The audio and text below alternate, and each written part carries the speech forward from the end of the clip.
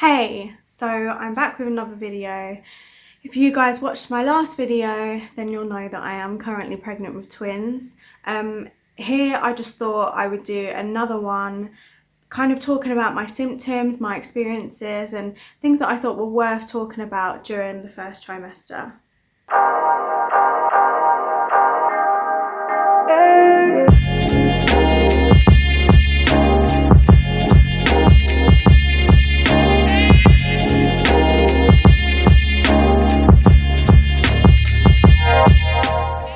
So first trimester for me was,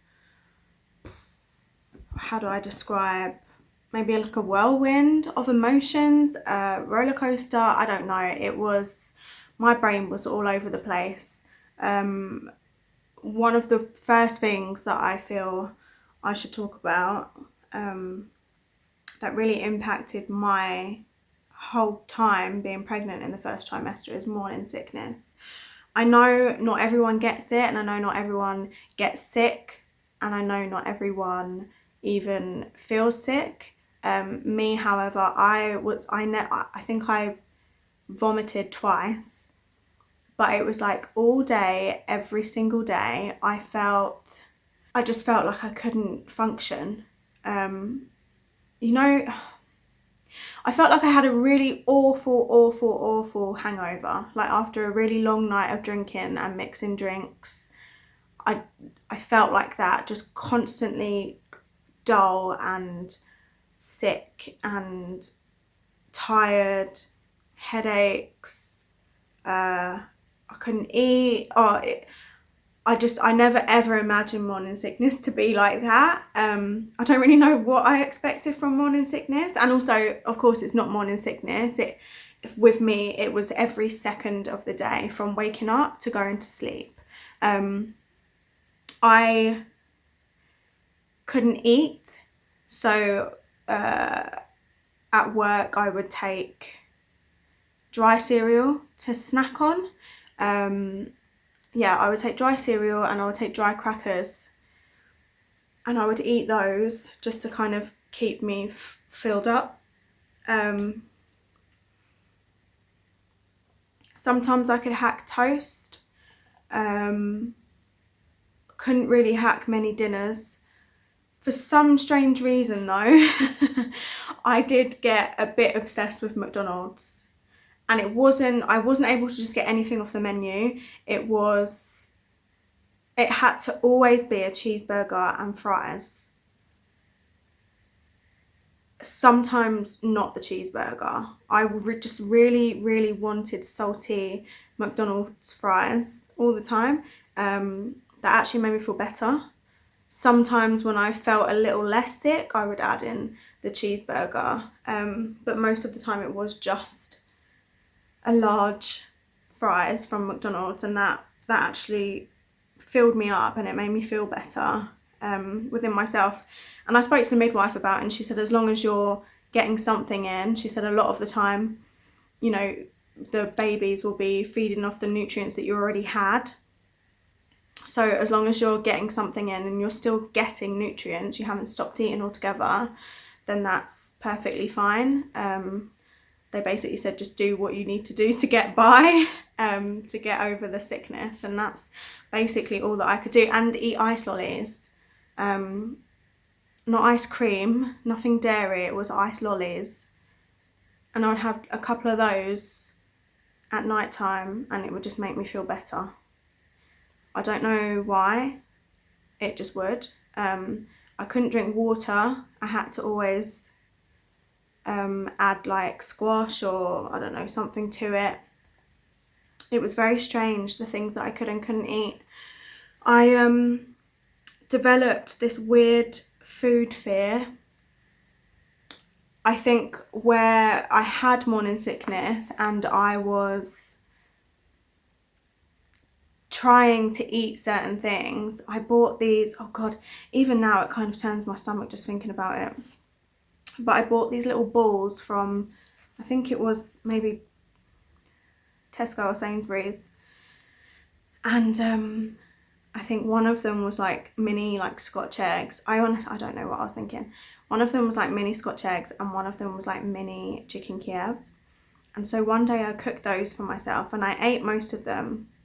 But then after, I felt incredibly sick. And then literally after that day, I couldn't, you weren't even allowed to say the word Scotch egg around me, because I would literally like feel like I was going to vomit.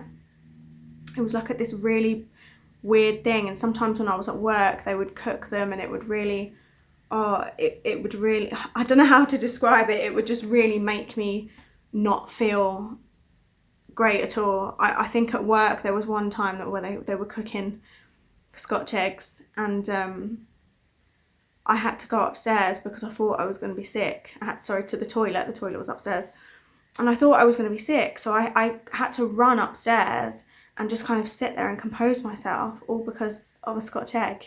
It was just so bizarre. And this lasted for about, I think, until I was 14 or 15 months pregnant. Months? Oh my gosh, weeks. 14 or 15 weeks pregnant. So yeah, it lasted a really long time and it was very, very difficult for me to cope with. I think I ended up losing weight in the first trimester because I just really couldn't hack anything. And as the days went by, it got worse and worse and worse and worse and worse. And it got to a point where I was so scared that I was going to have it throughout the whole of my pregnancy.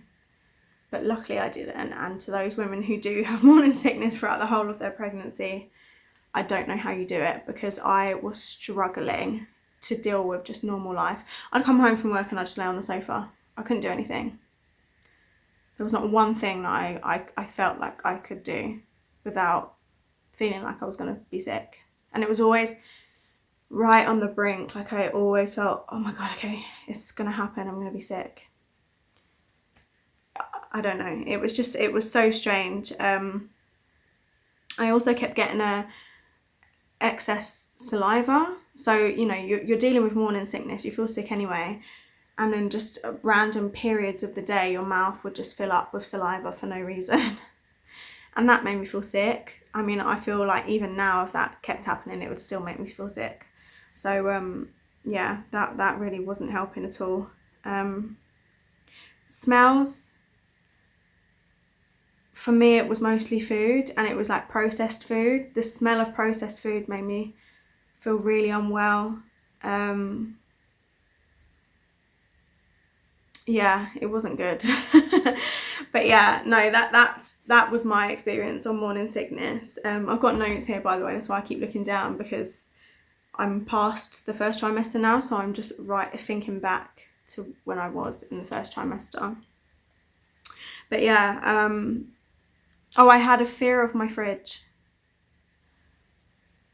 Maybe fear is not the right word, but I couldn't go anywhere. It turned into my kitchen in the end. I couldn't go into my kitchen, but it started off as my fridge, and I think it was just the food in there was making me feel really ill.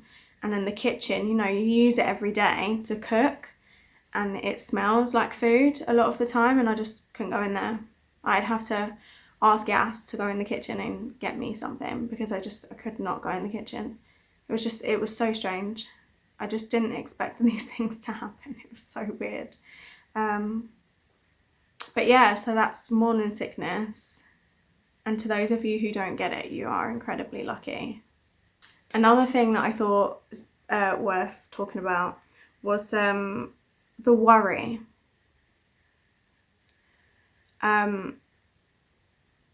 So for me, it was like the how scared you are when you've gone through, you know, infertility or fertility issues, and you've had a couple of losses. When you finally do have your rainbow baby, or in my case, babies, it's one of the most terrifying things I've ever been through. And you're constantly at battle with yourself, because you think, well, I should be ecstatic and I should be enjoying this and I should be happy. But there's just always, in the back of your mind, you're just always worried and too scared to be excited. And I think I think every mum goes through that, or every mum to be goes through that, but I feel like it's especially worse when you've gone through losses. It's almost like PTSD. You're waiting for something bad to happen. You're, from previous experiences, because you've experienced a certain something that feels similar, your brain automatically goes to, oh, it's happening again. And I think if you haven't had those losses, your brain doesn't go there because you've not experienced it. So for me, if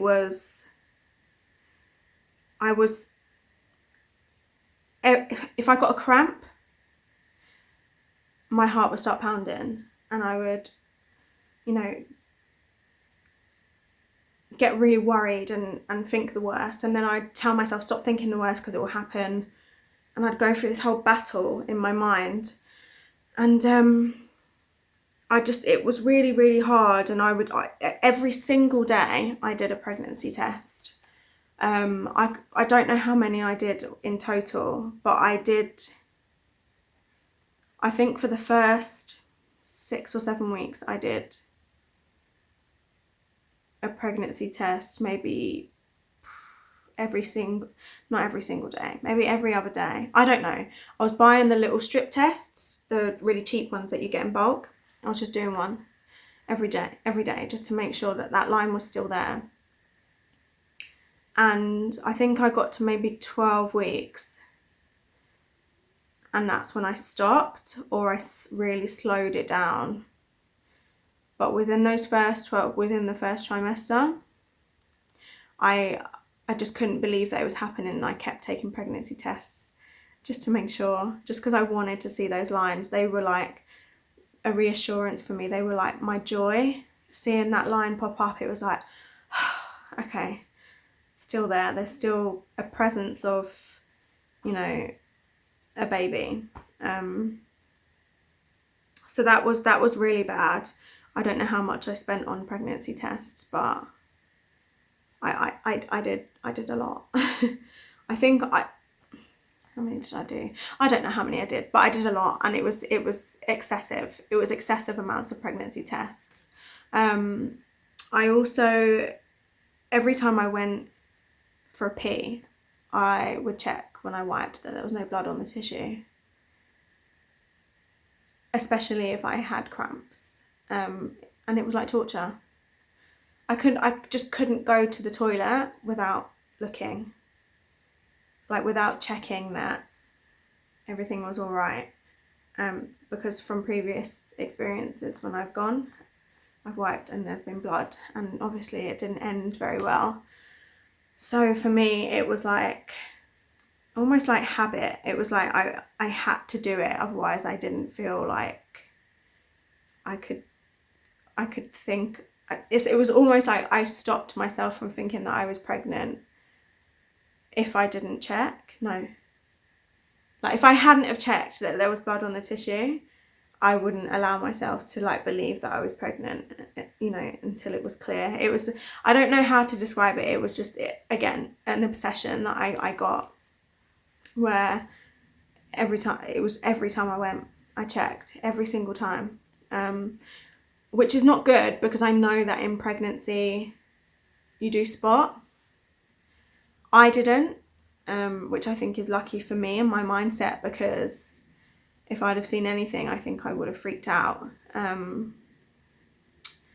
But yeah, I mean, it's not a very healthy way to live your first trimester, I'll be completely honest. But I'm part of a trying to conceive group, and there are other women on there who've got pregnant, and they say the same thing, that they keep checking and they had issues and they were worried and stuff. So I know that it's not just me. Also, the anxiety I felt between scans, because I was, I've got fertility problems anyway, and I obviously, from my first scan, they found out that I was having twins, so that automatically just kind of bumped me up to high risk. And so I was being seen a lot more often than, your average pregnant women. I think they get seen, like when I say seen, scans, I think they have scans at 12 weeks and then maybe 20. I'm not actually sure. But I've been seen a lot more because I am high risk and I'm carrying twins. But even then, being seen more often, it was still terrifying between scans, because especially when you can't feel them, when it's early on in your pregnancy and you can't feel them, you don't know what's going on, and you're just kind of, you just can't wait for your next scan so you can see them and see their heartbeats and just make sure that they're there. So that for me was a really anxious time, and especially getting into a scan and those first, you know, few seconds of when they put it on your belly, or if it's internal, those first few seconds, and you're kind of waiting for them to find the babies, and then the relief you feel when you say, yep, you know, seen a heartbeat, or in my case again, they've both got heartbeats, and it's that sudden rush of relief that you feel because you're scared. That's the only way to put it. You know that things can go wrong. You know it's very common for things to go wrong, and you're just terrified. You don't want to think negatively, but it's, after loss, it really puts you in that mindset of don't get too excited because, you know, we've been here before kind of mindset, which is really bad. And it's actually quite sad that for the first 12 weeks I really just didn't feel like I could enjoy it. Although I did a lot of, you know, I was very happy, and I've just always been ecstatic to be having twins. There was just always something in the back of my mind telling me, like, calm down, don't get too excited, which is really sad, I think. But yeah, it's just basically just thinking the worst all the time. You know, from speaking to my friends and stuff who haven't had losses before their first pregnancies, speaking to those who haven't had losses, it's a very different experience, and it's a more chilled out experience than what I got to have. So yeah, I just thought that was worth talking about, because I don't think a lot of people really understand that once you have had miscarriages, it stays with you. It doesn't just happen and then you're like, oh, okay, you know, I'll get pregnant again and then I'll just be normal. No, it stays with you. I thought that was worth talking about, because that was a big part of my first trimester. A huge part, actually. It was all of it. The other thing that I just wanted to mention, this is a quick thing, I think this is probably just my excitement of having twins. It's just learning about twins from the start, knowing that we were going to have twins. There was never a point where we were like, oh no, you know, oh God, twins, oh, didn't want that. It was just, we were just happy and excited, and we just felt very lucky straight from the get-go. There was no negativity around us having twins at all. And so it was a really exciting time for us, and it still is. I mean, I literally cannot wait. I cannot wait to meet them. And I still to this day feel, it doesn't feel real. And I don't think it's going to feel real until they come. And probably even when they're here, I think I'm going to be like, is this a dream? Because I just feel so lucky to be in this position, to be able to have twins, or to be able to have one, let alone two. So yeah, feeling truly lucky.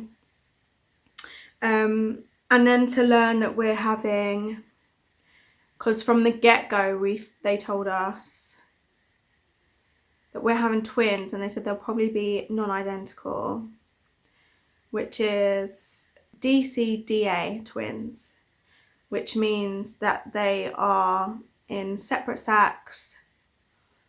They're like completely separate from each other. There's a membrane that separates the two, and they have their own placenta. And the sonographer on the first day, I think when we found out that we had twins, she mentioned that it was the safest way to carry twins, because there are a lot of different ways to carry twins. Obviously, if they're identical, then they'd share a placenta, share a sac and stuff. But yeah, mine are completely separate, which gave me a bit of relief to know that it was, if I was going to be carrying twins, it was the safest way to do it. And for me, I mean, this is just my opinion and my preference. I personally prefer the fact that they're going to be non-identical, and that's just because I just think it would be so amazing to see two different versions of Yas and I mixed. If you've got identical twins, you only get to see that once, but I will get to see it twice.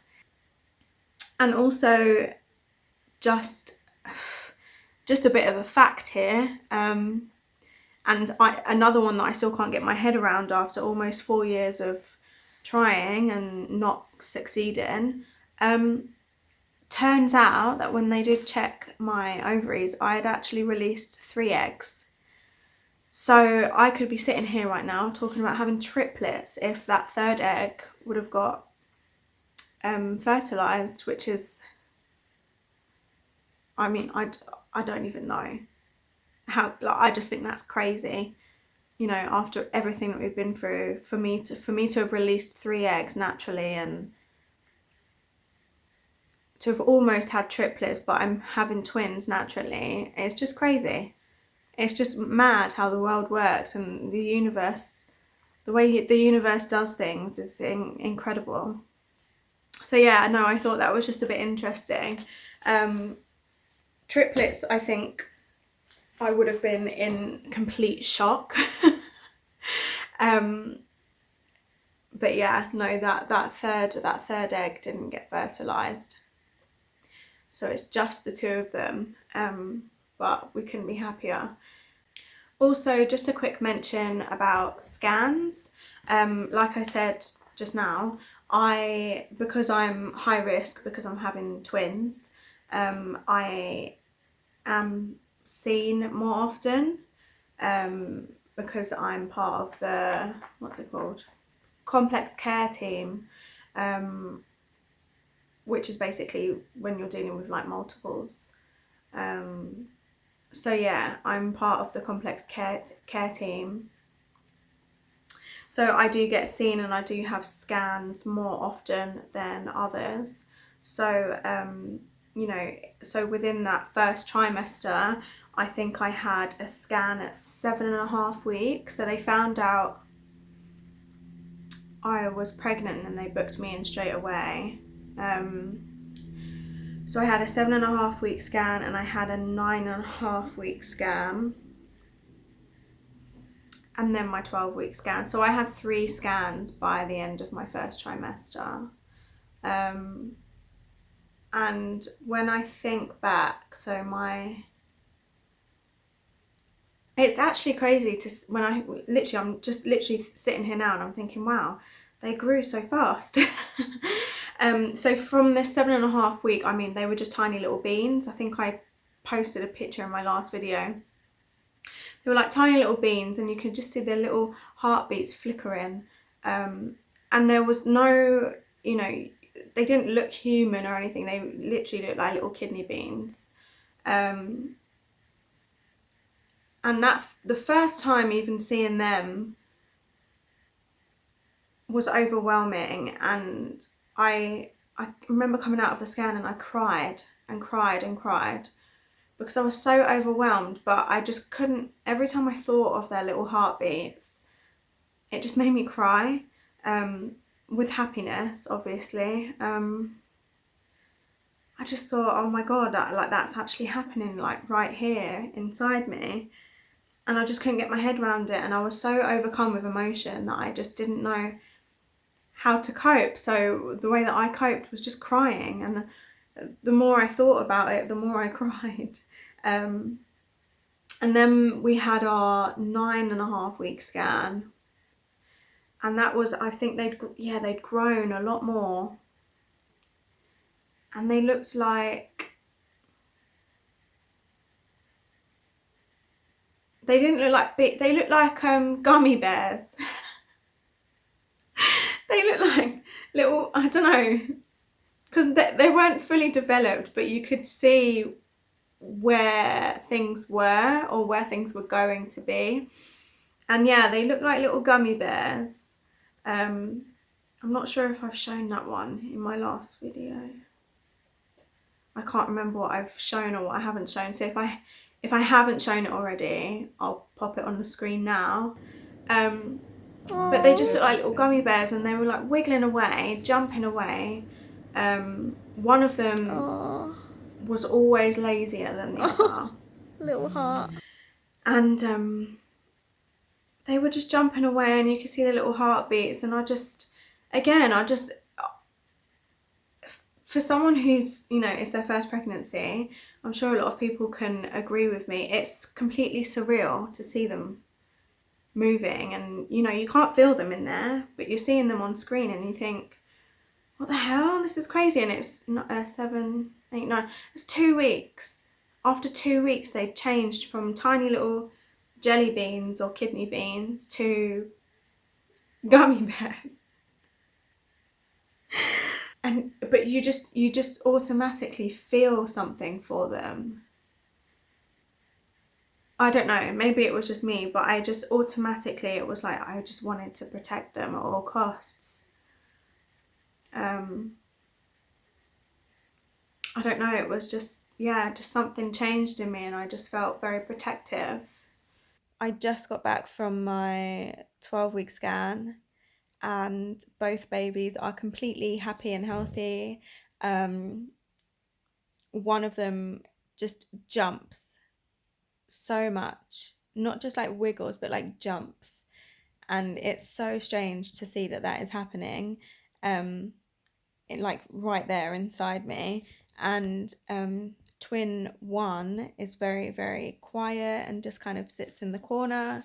In fact, I had to the sonographer was like, would you mind kind of like rolling around for a little bit so that we can try and get twin one to move or to do something, so that I can get some measurements, because twin one is not cooperating, which is funny. So they've both got very different personalities, and I could tell that from the second scan that we had, which was I think 9 weeks, and then this scan it was both the same. Twin two wiggles and jumps, and twin one just, it's like, leave me alone. But yeah, it's crazy to see, and I feel so happy to be able to experience this. Even from that, so that's 9.5, 2.5 weeks. 2.5 weeks, they changed from gummy bears to like babies. What? Sorry, when I talk about it now, I'm still amazed. I just think that's insane. 1 second, let me check this, because let me see. Okay, yeah, so I just checked, and they went from looking like little gummy bears to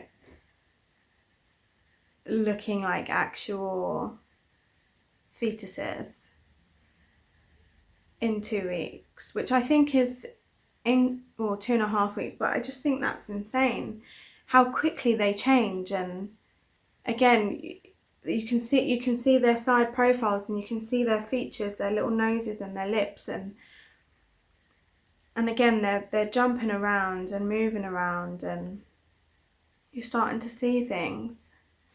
You're starting to see more features, and I don't know. I'm just going to keep saying it was amazing, but it was. I feel happy that I was able to see that growth. You know, I had 3 scans in the first trimester, so I feel very grateful. Yeah, so the other thing that I wanted to talk about or just mention was symptoms, signs and symptoms, first trimester, that kind of thing. I can't really speak for others, and I know that others go through many different symptoms in the first trimester. I didn't really go through much. I mean, you know from what I just spoke about, I went through morning sickness, which is very common. But other than that, I didn't really get anything that would tell me that I was pregnant.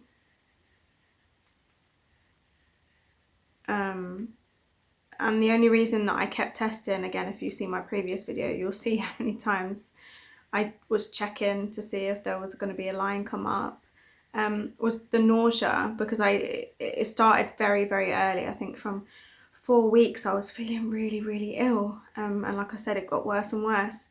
So that I had morning sickness, and that was the one thing that made me think, no, there's something not right here. But I didn't really get the other symptoms that you can usually get when, you know, you're in your first trimester, where your boobs are really, really sore and things like that. I mean, my boobs were sore, but, you know, not any worse than they would get before my period. So for me, it wasn't like, oh my God, I must be pregnant because my boobs are so sore. It was just normal for me because I get it every month before my period, and it didn't feel any different. And cramps, mild cramps. I got mild cramps. But again, when you're about to start your period, you do get mild cramps. It's like your body preparing you for it, or at least I did, when I was when I was having periods. Obviously, I'm not getting them anymore at the moment. But I would get cramps on the lead up to my period, and then really bad cramps when I was on. But the cramps were so mild in my first trimester that it didn't make me think, or like, you know, in the first few weeks before I knew I was pregnant, it didn't make me think, oh my gosh, I'm pregnant. It was just kind of dull and mild, very mild. So it wasn't, I just didn't really get any symptoms. The only thing that I'll say I did get, that now looking back, I think, that was probably a huge sign. So if you're trying to conceive, you know that you get egg white cervical mucus when you're fertile, because it's, you know, easy travel for the sperm. And you get that a couple days before ovulation, if I remember correctly. A couple days before ovulation, and when you're ovulating, you get the egg white cervical mucus. I had that, you know, lead up to ovulation, but I also had it for days and days and days after, when usually after you've ovulated, you don't really get any cervical mucus at all. Or it becomes very dry. Me, however, I got egg white cervical mucus for days and days and days after, and it was very clear and very jelly-like. And I thought, why is this? I've already ovulated, and, you know, I had a clear peak. I've ovulated. Why is this happening? Am I going to ovulate again? Is that something that happens? I don't know. But I was very confused, and it lasted, I'm going to say maybe a week after ovulation, I was still getting it, and it was getting thicker and clearer. It was getting a lot, you know, up to the after a week after ovulation, and I thought, this isn't normal. And I took photos of it. I won't post them. I took photos of it, and I was sending it to Yas, and I was like, why am I still getting this? And I think I sent it into my trying to conceive group and stuff like that, because I was just really confused about it. But now when I look back, it must be something to do with the fact that I had conceived. So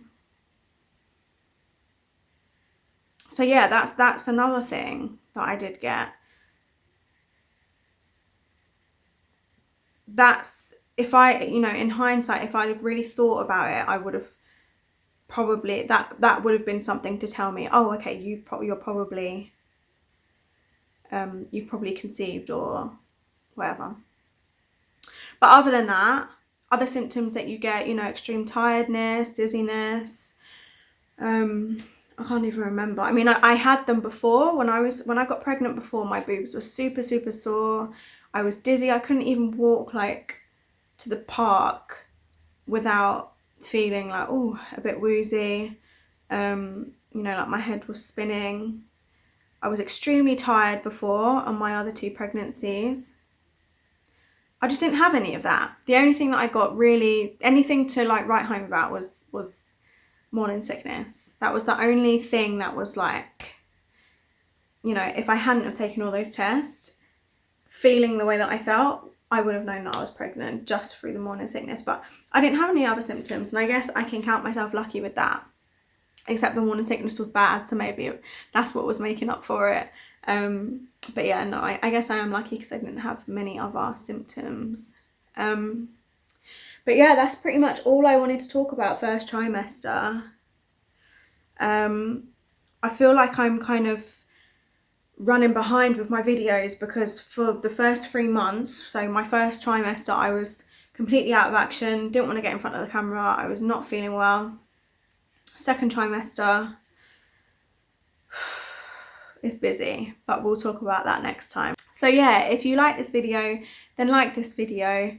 If you know, want to carry on my journey with me, it's not really infertility anymore. I mean, I guess I still probably have those issues, but I'm now pregnant. So if you want to carry on my pregnancy journey, my twin pregnancy journey with me, then please subscribe to my channel. If you want to talk about anything or correct me, because I'm usually wrong with my information, or, you know, just talk or ask questions, comment down below and I'll answer them. Or I do link my Instagram in the description box, so if you wanted to privately message me, you can do that over on my Instagram. But yeah, hopefully I won't leave it so long until my next video.